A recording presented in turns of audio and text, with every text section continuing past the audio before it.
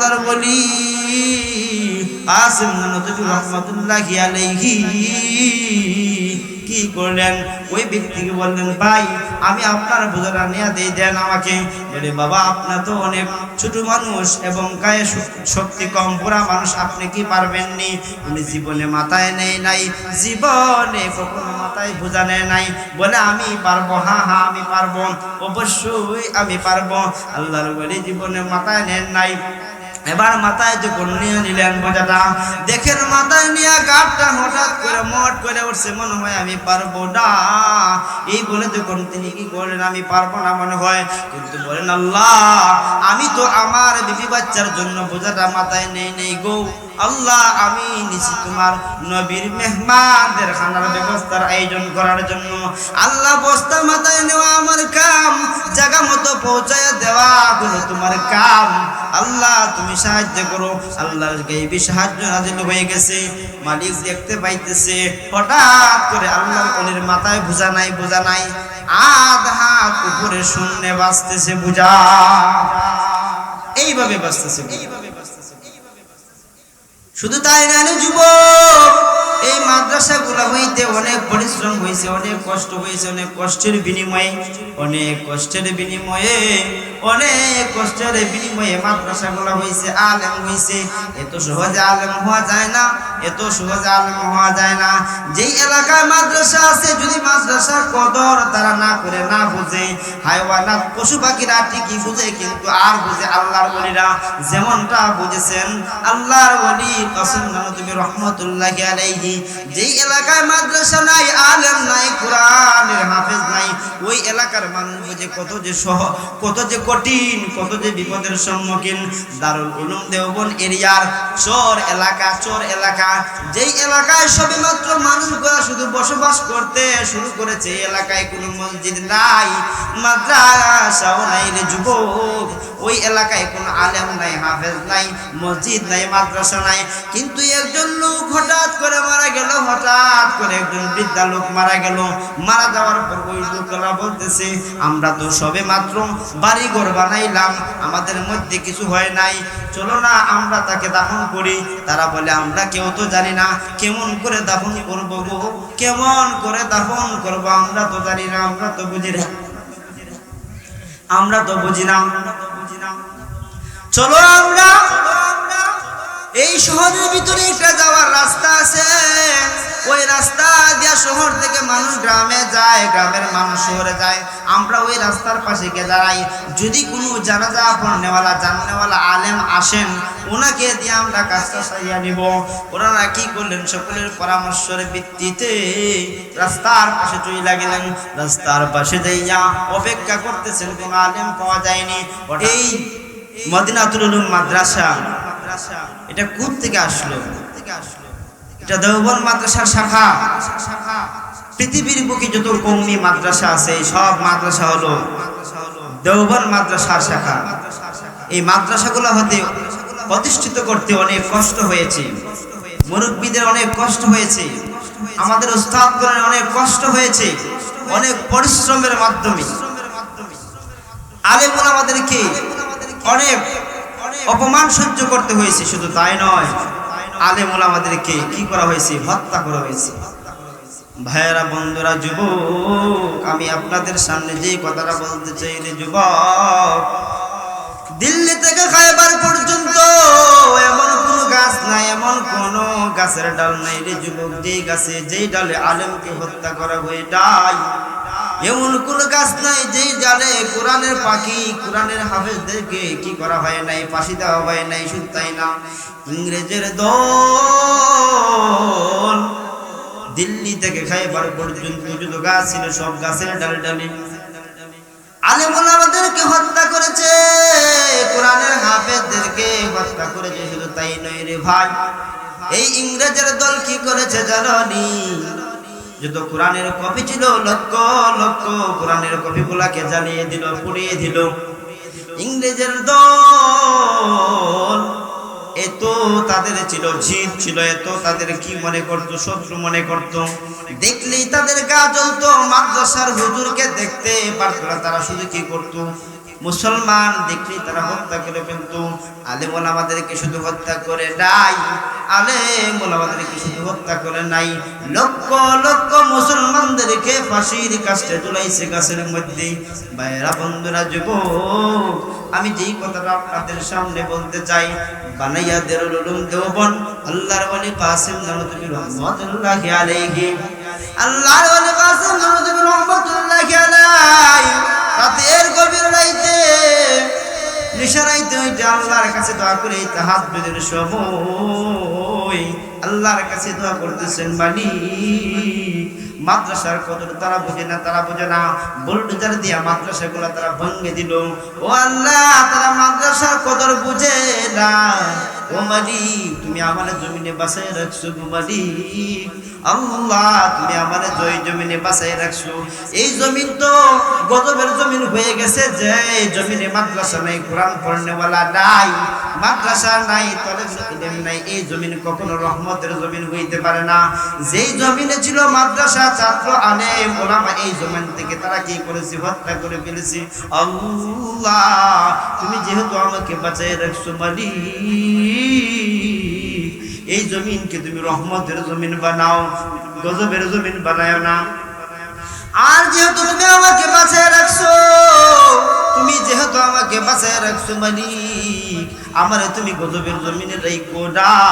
আমি কাসিম নানুতুবিকে তুমি নিয়ে যাও, আমি কাসিম নানুতুবি এই গজবের জমিনে থাকতে চাই না রে মালিক।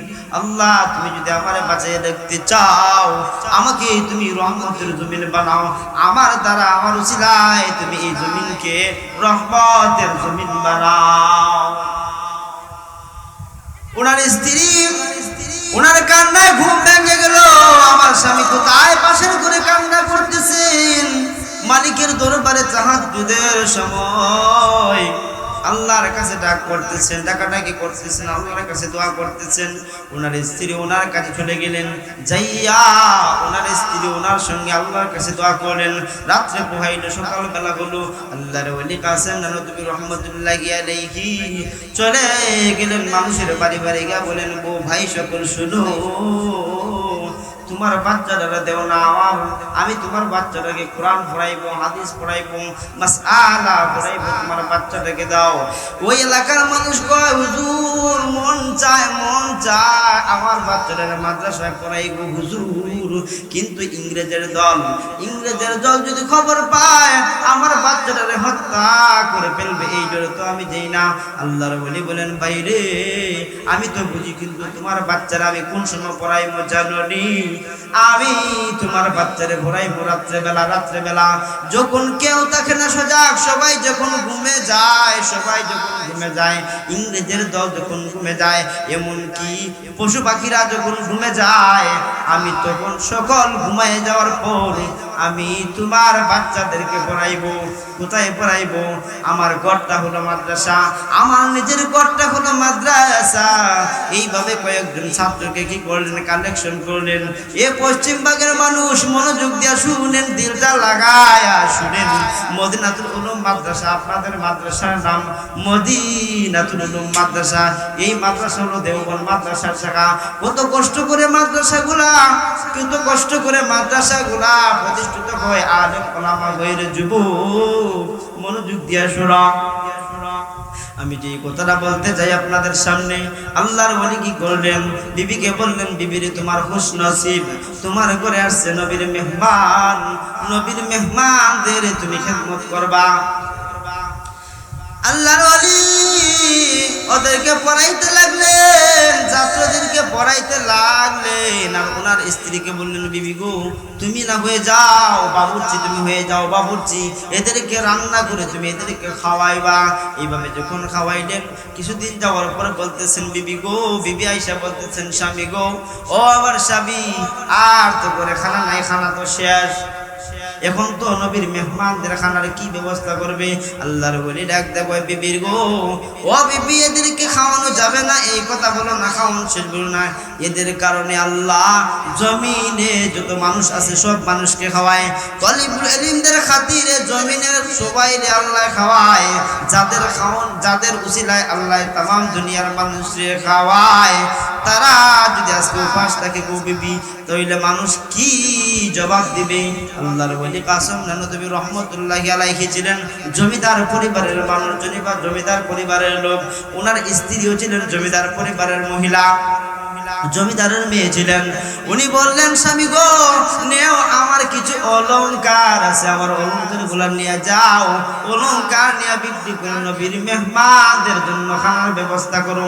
অলংকার বিক্রি করে দিলেন, খাওয়ানোর ব্যবস্থা করলেন। কিছুদিন চললো, এরপরে দেখা যায় আবার খাওয়ান শেষ হয়ে গেছে। আয়েশা বলে, স্বামী গো, আর ঘরে খানার কিছু নেই, আজকে ব্যবস্থা কিছু করেন।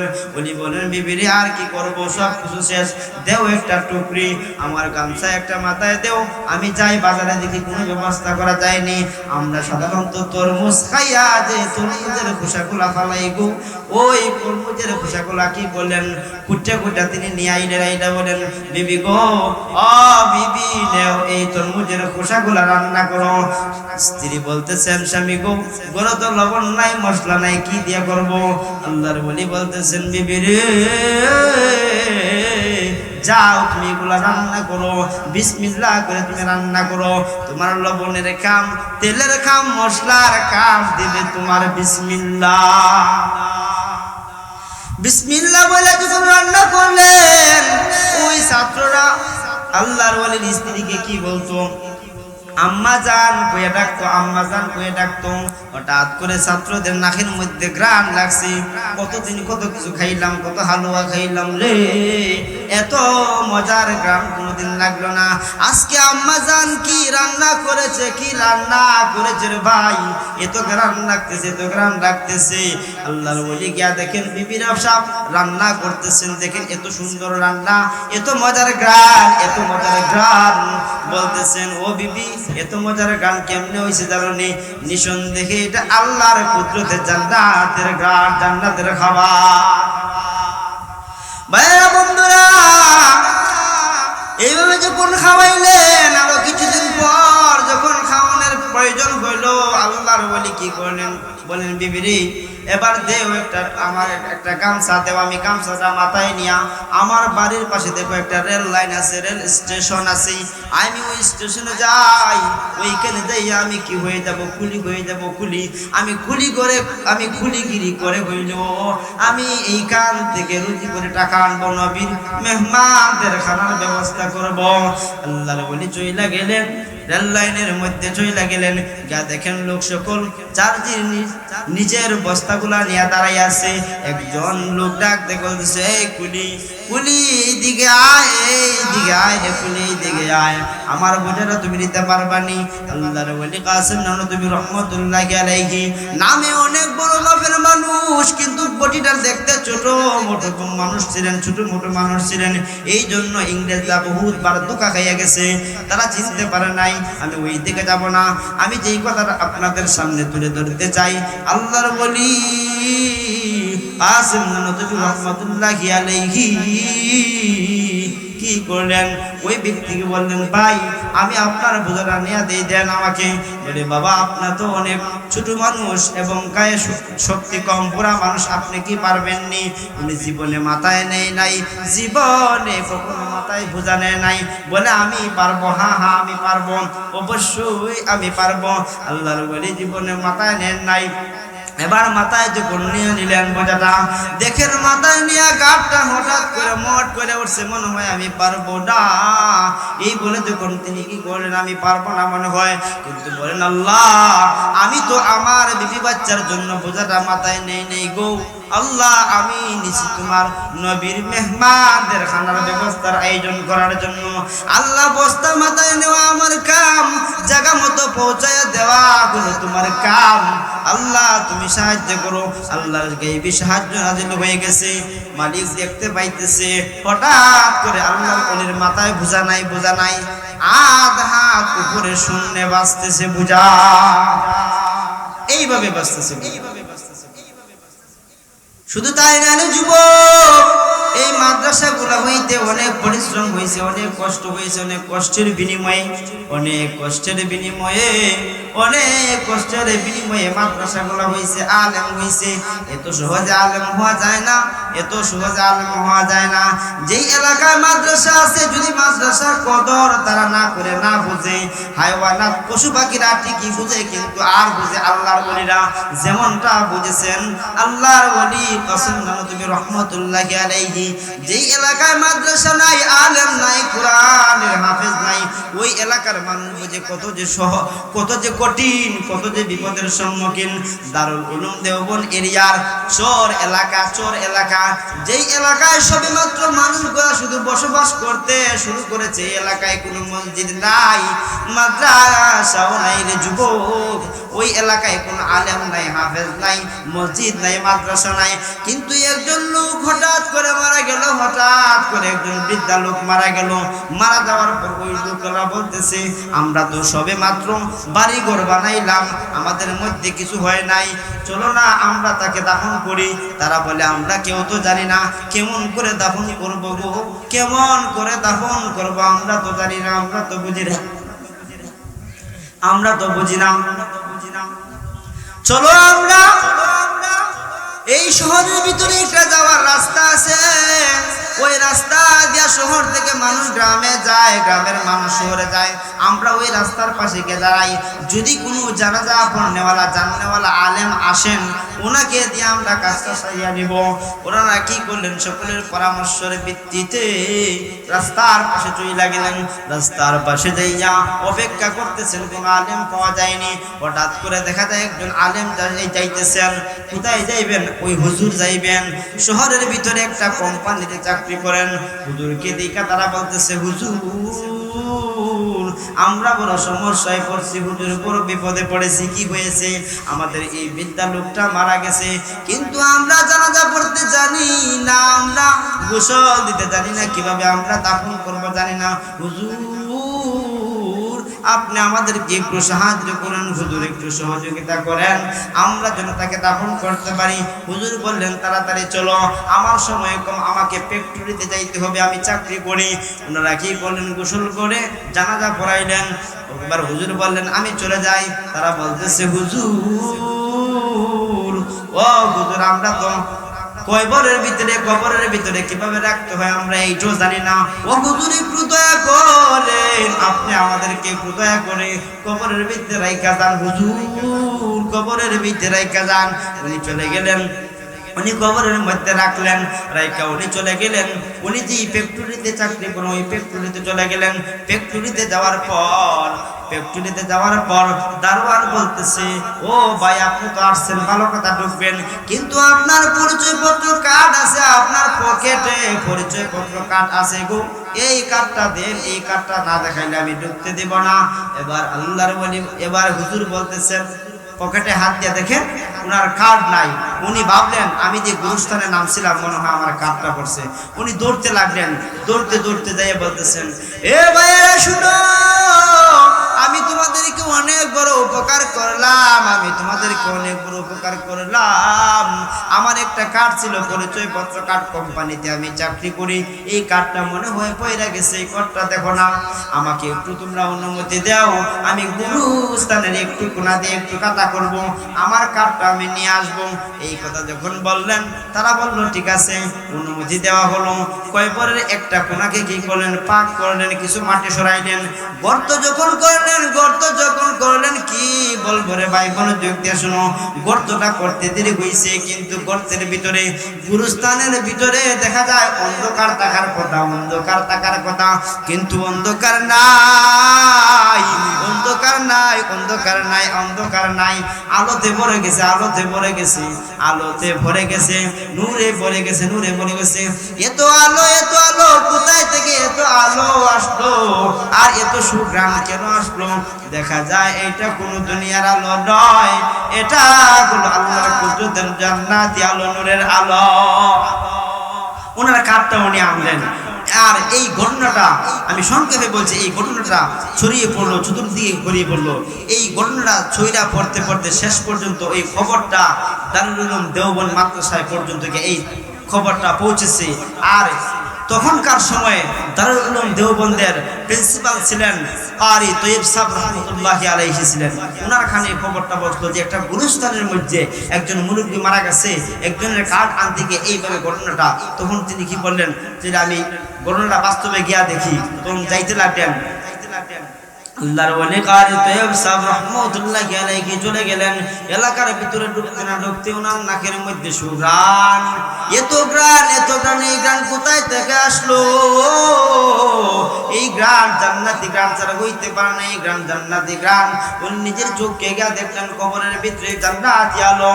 গান থেকে সেইটা উনি বললেন ওই লোকটার বাড়ি কোথায়? আমি তার বাড়িতে যাই, আমি তার বাড়িতে যাইমু, আমি তার বাড়িতে যাইমু, গিয়া তার খবরটা নিমু। ওনার বাড়িতে গিয়া দেখেন একটা মেয়ে আছে, গিয়া বলতেছেন মারে ও মা, বলো তোমার বাবার কি এমন আমল ছিল, কি এমন আমল ছিল তোমার বাবার? এই আমলের কারণে আল্লাহ তোমার বাবার কবরের ভিতরে জান্নাতি আলো দান করছে। এই ঘটনাটা দুনিয়ার মানুষ জানছে, শুধু আলো নয়, জান্নাতি গ্রাম সারা এলাকা মোহিত হয়ে গেছে। ও মা বলো না তোমার বাবার কি এমন আমল ছিল? ওই মেয়েটা বলতেছে আমার বাবার কেমন আমল ছিল? এত বেশি আমল আমার জানা নাই, তবে একটা আমল আমার জানা আছে। আমার আব্বা 5 ওয়াক্ত নামাজ পড়তেন, যখন আযান হইত 5 ওয়াক্ত নামাজ পড়তেন। আর কি করতেন?